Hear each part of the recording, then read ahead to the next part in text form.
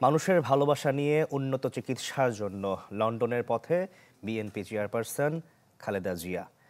কাতার আমিরের পাঠানো বিশেষ বিমানে রাত 12:15টার দিকে ঢাকা ছাড়েন তিনি।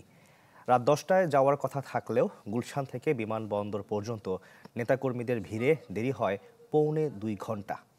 হিথ্রো বিমানবন্দরে খালেদা জিয়াকে স্বাগত জানাবেন ছেলে তারেক রহমান ও পুত্রবধূ জোবায়দা রহমান।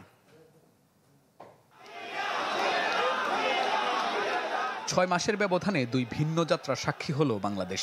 একজন গেলেন পালিয়ে ঘৃণা নিয়ে, আরেকজন উন্নত চিকিৎসার জন্য লন্ডনে ছেলের কাছে, দেশের মানুষের ভালোবাসায় সিক্ত হয়ে।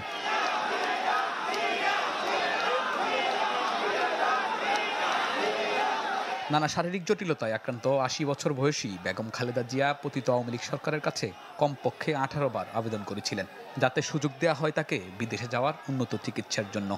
সে সময় অনুমোদিত হয়নি, উল্টো উপহাস আর কটূক্তি হয়েছিল তৎকালীন সরকারের পক্ষ থেকে কারাবন্দী সাবেকেই প্রধানমন্ত্রীকে। 5 আগস্ট পরবর্তী রাষ্ট্রপতির আদেশে মুক্তি পান বেগম জিয়া।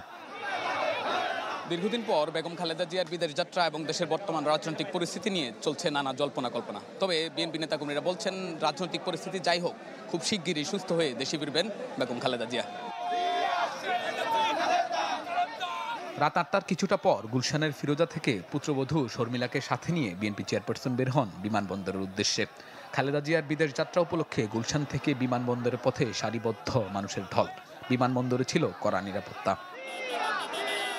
একদিক দিয়ে যেমন বেদনাদায়ক, একদিক দিয়ে আনন্দদায়ক আমরা মনে করতেছি। দেশমাতা বেগম খালেদা জিয়া বাংলাদেশে আবার ফিরে আসবেন সুচিকিৎসা নিয়ে।